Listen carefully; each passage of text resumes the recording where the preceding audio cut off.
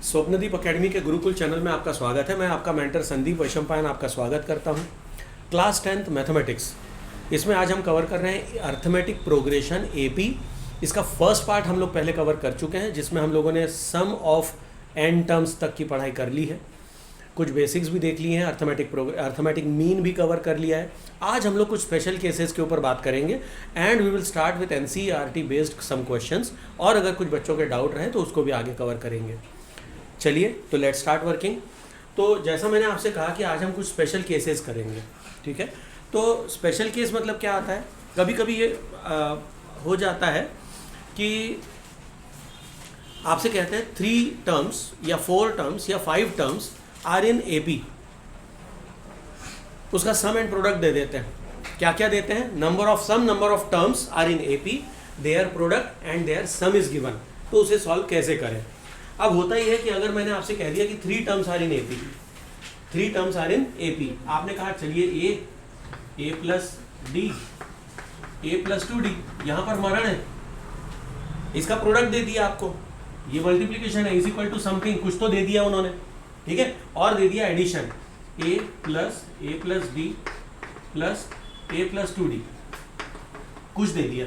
अब इन दो वैल्यूज से सॉल्व करना बहुत ज़्यादा मुश्किल हो जाता है, तो हम इसमें नई सीरीज का निर्माण करते हैं।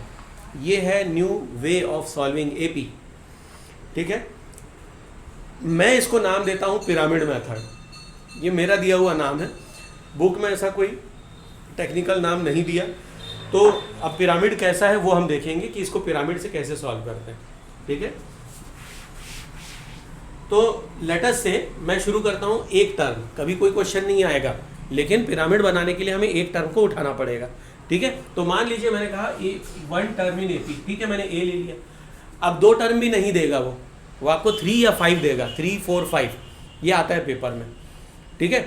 पर उसके लिए हमें पहला देखना पड़ेगा। अच्छा, अगर कहता है 2 टर्म्स आर इन एपी, पहले देख लो, समझ लो, फिर मैं बताऊंगा कि ऐसा करने से फ़ायदा क्या है, क्यों ऐसा किया मैंने और इससे क्या फ़ायदा हुआ, ठीक है। चलिए तो अब वो देख लें। लेट अस से 2 टर्म्स आर इन एपी, तो एक को मैं ले लेता हूं a प्लस डी, दूसरे को लेता हूं a माइनस डी। क्या ये दोनों एपी में हैं? अगर मैं इसका सम करूंगा तो क्या होगा? प्लस करते ही साथ d और d कैंसिल हो जाएगा, you will get only a। तो जो पहला टर्म है जो आपको दिया होगा एडिशन या सम ऑफ दीज 2 टर्म्स, उससे आपको a मिल जाएगा। और वो a की वैल्यू अगर आप सेकंड वाले इक्वेशन में डालते हैं जिसमें प्रोडक्ट है, तो आप ध्यान से देखेंगे a plus b a minus b, मैं b बोल रहा हूँ d नहीं, a plus b a minus b, या x plus a x plus y x minus y, identity क्या बन जाती है? X square minus y square, right. तो उससे a तो हम पहले डिटरमाइन कर चुके हैं, वो वैल्यू डालेंगे तो again we have only 1 variable. इस तरह से ये काम आएगा। अब 3 टर्म्स आर इन एपी, अगर 3 टर्म्स आर इन एपी, ठीक है, तो मैं यहाँ पर ले लेता हूँ a plus D and a minus D, okay. इसमें भी वही फायदा है। क्या फायदा है? अगर सम आता है तो d और d कैंसिल हो जाएगा, 3a मिलेंगे, 3a से हमें a का वेरिएबल मिल जाएगा, a का सोल्यूशन। कुछ समझ में आ रहा है मैं कहना क्या चाह रहा हूँ? नहीं आ रहा? आ रहा है? श्योर? समझ में आ रहा है सबके? ठीक है, ओके। अगर कहे चलो 4 टर्म्स आर इन एपी, ठीक है, तो ये वाली लाइन को ले लिया मैंने a प्लस डी। अब ध्यान से देखकर मुझे बताइए, यहाँ पर एक सवाल आता है, what is common difference in this series? इस सीरीज में कॉमन डिफरेंस क्या होगा? Answer is 2d। यहाँ d नहीं है, कॉमन डिफरेंस 2d का डिफरेंस है। करके देख लो आप, दिस माइनस दिस करोगे तो दिस माइनस दिस में a कैंसिल हो जाएगा, दोनों d ऐड हो जाएंगे और होएगा 2d, ठीक है। तो यहां पर भी आप देखेंगे 2d है, तो इधर नेक्स्ट क्या होगा? a plus 3d। इसमें मैंने 2d का एडिशन किया है, इसमें 2d का सब्ट्रैक्शन करूंगा, a minus 3d, okay. So 4 terms are in AP, 5 terms are in AP, ठीक है। ये वाली सीरीज आगे बढ़ेगी। ये वाली हमारी नॉर्मल सीरीज है जिसमें कॉमन डिफरेंस d का है, जिसमें कॉमन डिफरेंस आपको d का मिलेगा। तो a plus D, a plus 2d, यहाँ पर जाएंगे a minus D, a minus 2d, और ये जो बन रहा है इसको ट्रायंगुलर या पिरामिड हम कहते हैं। नहीं तो ऐसे आप एक एक स्टेप आगे बढ़ा सकते हैं, है कि नहीं? अगर मैं कहूँ चलो 6 टर्म्स आर इन एपी, तो आप इस वाली सीरीज को आगे बढ़ाएंगे। यहाँ पर 2D का डिफरेंस है, तो 1D 3D, यहाँ पर आएगा 5D। यस, एक और टर्म लिख के दिखा देते हैं, a + d, a + 3D, a + 5D। अब पीछे जाएंगे, a - d, a - 3D, a - 5D। अब होगा क्या, जब एडिशन बोलेगा सम ऑफ दीज टर्म्स, 5 टर्म्स या 6 हो गए हैं, सम ऑफ 6 टर्म्स इज समथिंग। तो आप देखिए 5D से 5D, 3D से 3D, D से D कैंसिल हो गया, बचा क्या, a + a + a + a + a + a, 6a = something. तो a की वैल्यू मिल गई, और फिर आप मल्टीप्लाई करेंगे तो a + b, a - b, a + b, a - b, a + b, a - b, a² - b²। समझ में आ रहा है? a की वैल्यू आपको पता है, सब्स्टिट्यूट करेंगे, d एक अकेला वेरिएबल, और इससे सॉल्व हो जाएगा। ये स्पेशल केस समझ में आई? ठीक है, किस टाइप के क्वेश्चन आएंगे वो भी समझ में आ गया। किस टाइप के बोले मैंने question? 3 terms are in AP, their sum and products are, बन जाएगा। ठीक है, 4 terms are in AP, their sum and products are, find the terms, तो फाइंड द टर्म्स भी हो जाएगा। इस फॉर्म में आप a और d निकालेंगे, a और d की वैल्यू डालेंगे, आपको टर्म्स निकल आएंगे। ये बात समझ में आ गई? इसको नोट करिए जल्दी से।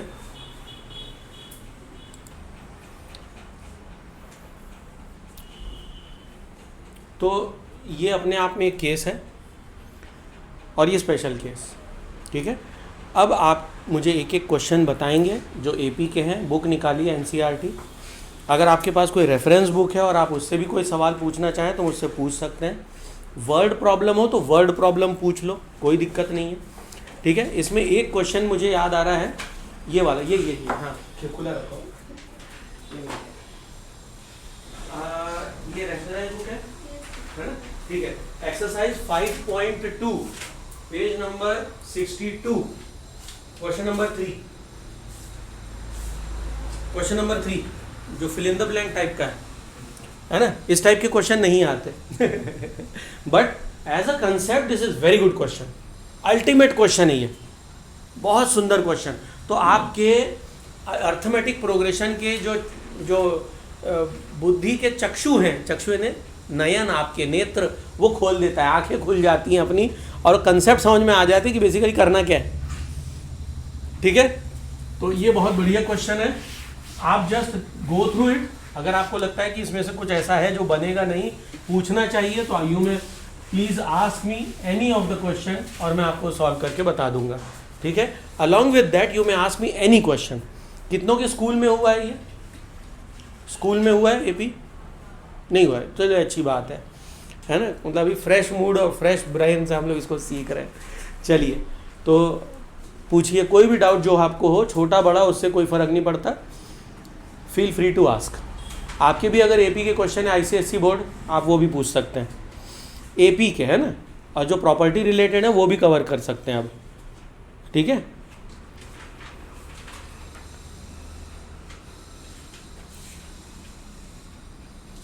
कम ऑन फास्ट, या मैं वीडियो पॉज करूं फिर आप पूछें? हाँ, you are ready with question? हाँ बोलिए बोलिए। ढूंढ रहे हैं, ढूंढो, किसको मिल गया भाई?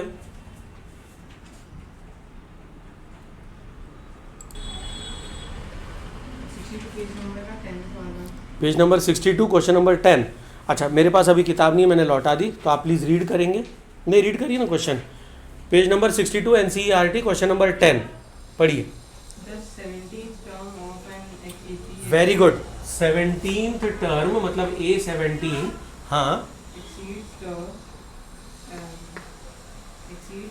the term of an AP, the 17th term of an AP exceeds its 10th term by 7. Its 10th term by 7 exceeds, तो ये इसका फॉर्मूला हो गया, ये इसका कहने का तात्पर्य होगा। एक और स्टेटमेंट होगा, दिस वुड बी केस 1। अगला क्या बोलता है? Find the common difference. अच्छा, खाली कॉमन डिफरेंस पूछा है, ठीक है, तो केस की बात नहीं आ रही है, just solution, and this is given, और आपसे पूछ रहा है फाइंड डी, कॉमन डिफरेंस पूछ रहा है। ठीक, अब इसको सॉल्व करना सबसे आसान है। क्या करेंगे आप? A17 का मतलब है A plus 16D, because n-1D। Formula क्या है? A plus n-1D। n कितना है? 17, तो n-1 इज 16। ये बात समझ में आ गई? प्रैक्टिस करोगे तो अब ये चीज़ और इजी होने लगेंगी। अच्छा, ईमानदारी से बताओ, ये आज पहली बार तो एपी नहीं हो रहा है, ये 2 दिन पहले हो चुका है, राइट? कितनों ने कल और आज एपी की प्रैक्टिस की? ओनली 1 स्टूडेंट, है ना? तो ये गलत बात है। जब तक आप सॉल्व नहीं करेंगे, जब क्लास में कुछ पढ़ाया जा रहा है तो स्टार्ट सॉल्विंग इट, ठीक है? करोगे तो बनेगा, करोगे तो बनेगा, 100% बनेगा। और जो नहीं बनेगा, मैं बैठा हूँ ना आपको समझाने के लिए, ठीक है? चलिए, तो A plus 16D is equal to, ये क्या है? A10। इसमें मैं क्या लिख लूँ बेटा, आप बताएंगे? A10 को क्या लिखूँ मैं? और उसमें n10 इसमें फॉर्मूला लगाना पड़ेगा। हाँ हाँ, क्या लिखूँ बताओ? n10 प्लस 10 माइनस 1 10-1 कितना होता है बेटा? 9। तो मैं डायरेक्ट A प्लस 9D लिख दूँ, हाँ 9 जैसे इसको लिखा है ना? A10 को क्या लिखा? A plus 9D। क्या बात है, वेरी गुड। ऐसे ही तो दिमाग लगाना है और कुछ नहीं है इसमें। और प्रैक्टिस करोगे ना तो आपको ये सोचना भी नहीं पड़ेगा 10-1 9, अरे ऐसी तैसी। वो आप देखोगे एक नंबर छोटा बोला ही दोगे, सर A प्लस 9D, तुरंत A10 क्या है? A प्लस 9D, कहानी खत्म, ठीक है? Plus 7, okay. अब होगा क्या, अगर मैं सबको एक तरफ ले लूँ तो A और A कैंसिल हो जाएगा, माइनस A कर ही लेते हैं। A plus 16D minus A minus 9D is equal to 7, उसको पढ़े रहने दो। A और A निपट गया। अब 16 में से 9 गया तो कितना बचा? 7D। तो 7D is equal to 7, D is equal to 7/7 which is equal to 1। तो D की वैल्यू आ गई and this is your answer. Difficult लगा क्या? एक्चुअली इट इज़ नॉट, ये बहुत ईजी चैप्टर है। हाँ बोलो, डाउट इसी में कि कोई दूसरा क्वेश्चन है? ये समझ में आया? हाँ, नहीं तो पता लगे अपने सवाल में आप डूबे रहे, इसको ध्यान ही नहीं दिया। ये समझ में आया? इजी है, फट से नोट करो। मैं वीडियो पॉज कर रहा हूँ, ओके। तो अब सेकंड क्वेश्चन की तरफ चलते हैं। और जो बच्चे वीडियो देख रहे हैं, आप कृपया कर वीडियो पॉज करके इसको नोट कर लें। चलिए, सेकंड क्वेश्चन आपका क्या मन में भैया आ रहा है? बोलो बोलो बेटा, क्वेश्चन नंबर क्या है? 5.2 का क्वेश्चन नंबर 18। अच्छा, बताइए। The sum of the fourth and eighth term of an AP is 24. एक minute, sum of 4th and Eighth term. 8th term. अच्छा, एक और बात, ये क्वेश्चन जो है मैं आपको बताऊंगा ICSE बोर्ड के हिसाब से। तो इन लोग क्या करते हैं, दे राइट T4, 4th टर्म, ठीक है ना? आप T लिख लो, क्या फर्क पड़ता है? NCERT अपन CBSE बोर्ड बेस्ड जो अपना पैटर्न है, अपन A लिखेंगे, ICSE बोर्ड वाले T लिखेंगे, उससे कोई फर्क नहीं पड़ता। हाँ, 4th term Of an AP नहीं, sum of 4th and eighth 8th term of an AP is 24. Is 24। And the sum of the sixth and tenth term is 44. Find the first three terms of the AP. खत्म। देखिए, first 3 terms पूछ रहा है, आपको 2 equation दे दी उसने, ठीक है? इससे क्या होगा? Linear equation in 2 variable. कैसे? देखो, T4 मतलब फर्स्ट इक्वेशन को मैं एक्सपेंड कर रहा हूँ, A प्लस 3D लिख दूँ, क्लियर? A प्लस 3D, इसको क्या लिख दूँ मैं? A plus 7. A plus 7D, तो प्लस A प्लस 7D, ये एक हो गया, ये एक हो गया, इज इक्वल टू 24। इसको और सॉल्व कर लेते हैं। A plus A 2A plus 3 plus 10 is 10A, 3 plus 7 is 10D which is equal to 24। मैं देख रहा हूँ 2 सब में कॉमन है, 2 से डिवाइड कर लेता हूँ, कितना हो गया? A plus 5D is equal to 12। ये हो गई मेरी फर्स्ट इक्वेशन, ठीक है? अब सेकंड को सॉल्व करते हैं। बेटा बताइए, T6 को क्या लिखूँ मैं? A plus 5D. बहुत बढ़िया, A प्लस 5D प्लस, इसको बताइए क्या लिखूँ? ये क्या है बेटा, 16 है कि 10 है? 10 है ना? देखो, इसलिए अक्षर कितने जरूरी हैं अच्छे लिखना। अपन खुद लिखें, खुद ही भूल जाएं क्या लिखा है, और ये होता है, ठीक है? परीक्षा में भी आप लोग यही करते हैं, तो थोड़ा ध्यान रखिए, हैंड राइटिंग की तरफ ध्यान रखिए। कुछ बच्चे अभी भी 1 को 2 लिख देते हैं, समझ में नहीं आता वो 1 है कि 2 है। हैंड राइटिंग की तरफ ध्यान दें। चलिए, इसको क्या लिखो बेटा, बताओ? A plus 9D. बहुत बढ़िया, A plus 9D is equal to कितना बोला है? 44। ओके, A और A जुड़ जाएगा, 2A प्लस 9 और 5 कितना हो गया? 14D is equal to 44। मैं देख रहा हूँ 44 मैं देख रहा हूँ कि सब में 2 फिर से कॉमन है, तो यहाँ आ जाएगा क्या, a plus 7d is equal to 22। ठीक है, ये हमारी हो गई second equation. Now linear equation in 2 variable, क्या ये सॉल्व हो जाएगा बाय एलिमिनेशन, सब्सटीट्यूशन और एनी मेथड, और एलिमिनेशन सब्सटीट्यूशन मेथड, क्योंकि मैं देख रहा हूँ a दोनों में है, तो आप इस इक्वेशन में से इसको माइनस कर दीजिए, ये कैंसिल हो जाएगा। बेटा जब एक्सप्लेन करता हूँ थोड़ा देख लो ना बेटा, बार बार बताना पड़ता है, क्या मतलब है ना, मैं समझा रहा हूँ, आप लिख रहे हैं, क्या लिख रहे हैं ऐसा खास बताइए। अच्छा आगे शुरू कर दिया आपने, ठीक है, अच्छी बात है। तो ये ओरल भी हो रहा है, देखो कैसे हो रहा है, इससे इसको माइनस करना है। आपने शायद इसको ऊपर और इसको नीचे लिखा होगा, आपने इसको ऊपर इसको नीचे लिखा है, ये गलती है। तो जो समझा रहा हूँ उससे देखो छोटी छोटी बातें समझने को मिलेंगी, सीखने को मिलेंगी, और वही छोटी छोटी बातें बहुत मायने रखती हैं। ठीक है, तो दिस माइनस दिस करेंगे तो देखो a से a माइनस हो गया, हाँ बिल्कुल सही है, 7 माइनस 5 इज 2, तो 2d इज इक्वल टू 10, मतलब d इज इक्वल टू 5, तुरंत 5 मिल गया। ये बात समझ में आई नहीं है, ओरल हो गया, तो d मिल गया। अब d इज इक्वल टू 5 है, यहाँ डालो 5 5 25, 25 माइनस 12 कर दो, 25 माइनस 12, या 25 इधर जाएगा, 12 उसमें से माइनस होगा, 13 आएगा, 13, right, a is equal to 13 आ गया, लो ओरल हो गया, राइट, कर लेंगे। अब आपको a मालूम है, d मालूम है, अभी पिक्चर बाकी है, क्योंकि क्वेश्चन क्या कह रहा है, फाइंड फर्स्ट 3 टर्म्स। पहला टर्म होगा a, दूसरा होगा a प्लस डी, तीसरा होगा a प्लस 2d, और आंसर आ जाएगा। समझ गए, कर लोगे, रोक दूं यहाँ पर, आप लोग कर लोगे, चलिए ओके। सो नेक्स्ट क्वेश्चन, इसको मिटाऊं, ओके चलिए। क्या है बेटा क्वेश्चन, एनसीईआरटी, पेज नंबर वगैरह बता दीजिए। 5.2 एक्सरसाइज का क्वेश्चन नंबर 4, पेज नंबर शायद 62, बोलिए। हाँ ठीक है, क्वेश्चन नंबर 6 पूछ लो। Check whether minus 150 is a term of AP 11,8,5,2 dot dot dot. आपको ये चेक करना है कि माइनस 150 इसका टर्म है या नहीं है। ठीक है, चलिए इसको कैसे सॉल्व करेंगे, ध्यान से देखिए। सबसे पहले आपको इसमें क्या करना है, ए तो हमें मालूम है, ठीक है, डी निकालना पड़ेगा। From above series a is equal to 11, d is equal to 8 minus 11, second minus, ये ध्यान रखिए ये सीरीज कैसी है, कम होते जा रही है, तो d नेगेटिव आना चाहिए। जो भी कंसेक्यूटिव टर्म्स होते हैं, second minus first, successive minus predecessor, है ना, ऐसा वाला फंडा रहेगा। तो 8 माइनस 11 कितना हो गया, -3, तो आपका d हो गया, a हो गया। दो चीज़ें आपको मैंने क्या लिख दिया, ओ सॉरी, थैंक यू। ठीक है, तो a मिल गया, d मिल गया। अब आपको ये चेक करना है कि ये कौन से नंबर पे है।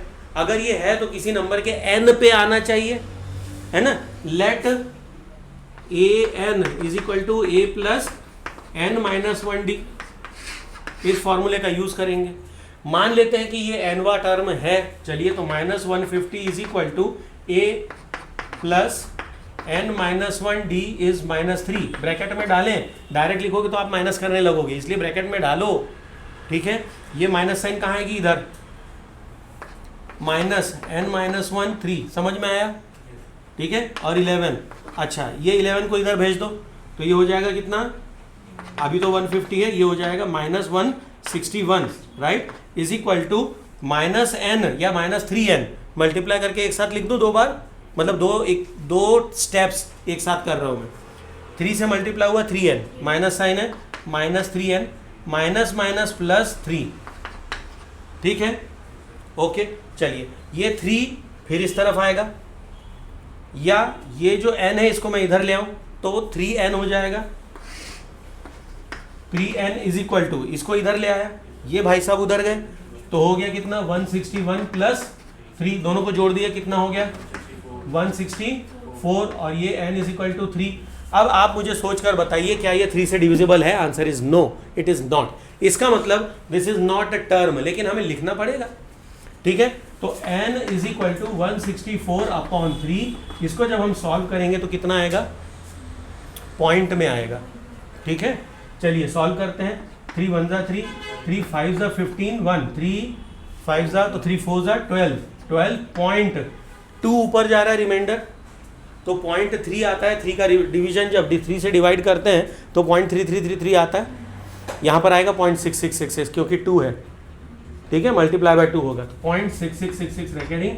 फिर आप लिखेंगे n is equal to 54.6 approximately, ठीक है, as n is not whole number या नेचुरल नंबर,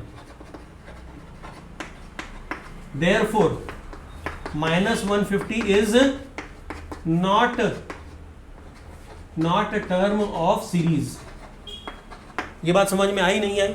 अगर n एक प्रॉपर नंबर आ जाता, मान लो 54 ही आता, 52 आता या 10 आ जाता, एक पूरा का पूरा नंबर आता, तो हमें पता लग जाता यार ये सीरीज का मेंबर है, लेकिन ये तो सीरीज के बीच में फंस रहा है, पॉइंट में आ रहा है, मतलब ये इस सीरीज का मेंबर नहीं है।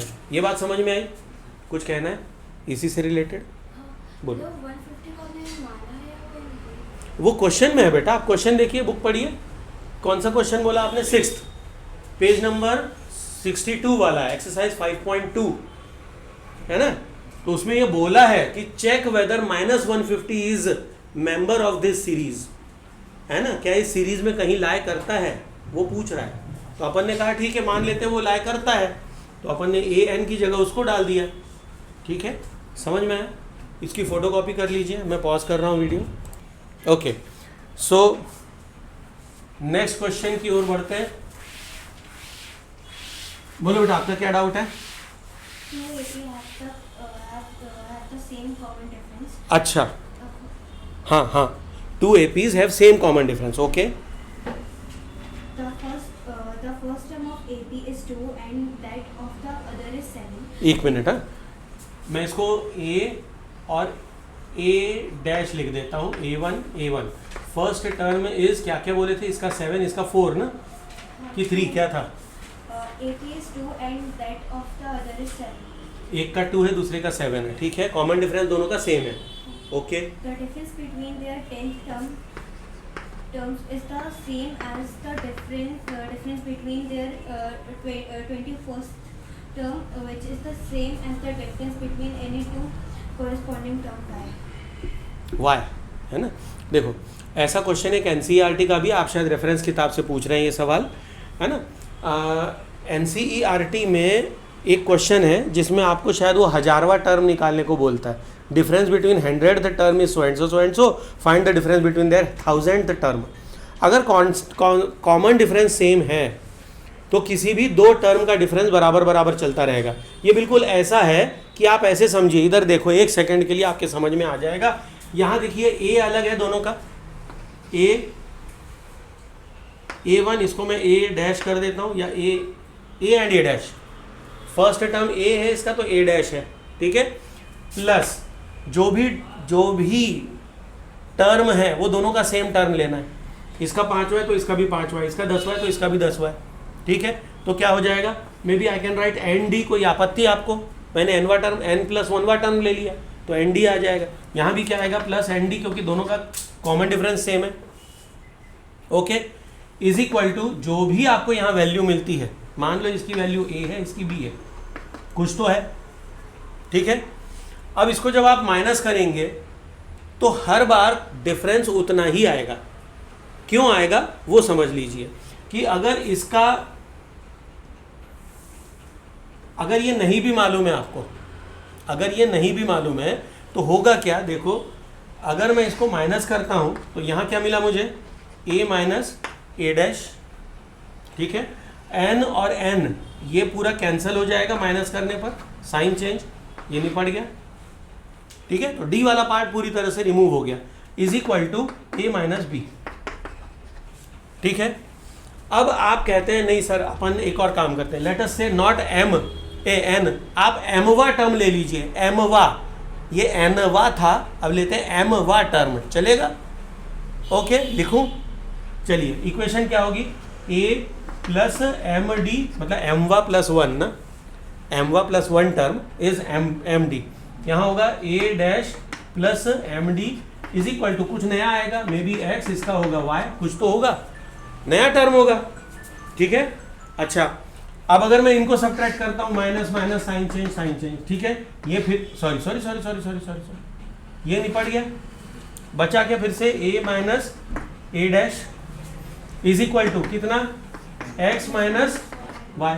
तो अगर मैं कंजिक्यूटिव टर्म का डिफरेंस निकालता हूँ, कंजिक्यूटिव मतलब not consecutive, sorry, same term, corresponding same term, 5वां 5वां, 10वां 10वां, 50वां 50वां, है ना, 27वां, दोनों का सेम वाला नंबर का टर्म अगर लिया जाए, उनको डिफरेंस किया जाए, तो आप देखिए जो भी डिफरेंस आएगा that is equal to a minus A dash, जो भी डिफरेंस होगा that is equal to a minus A dash. So there differences are always constant which is a minus A dash, ये हमेशा कांस्टेंट रहेगा और यही रहेगा आंसर।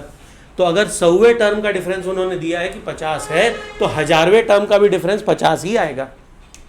ये बात समझ में आई, ठीक है। तो इस तरह से आप इसको एक्सप्लेन करेंगे, for any given term difference in those terms is always equal to this, hence अगर कॉमन डिफरेंस सेम नहीं, फिर नहीं होगा, फिर तो सवाल ही नहीं उठता। वो तो कॉमन डिफरेंस सेम कहा ही जा रहा है, वो उसी कंडीशन में है, अन्यथा नहीं है। ये बात समझ में आ गई, ठीक है। एक्सप्लेन करके लिख पाओगे बेटा, होमवर्क में इसको सॉल्व करके दिखाना, वी विल चेक। आपका क्या डाउट था बेटा?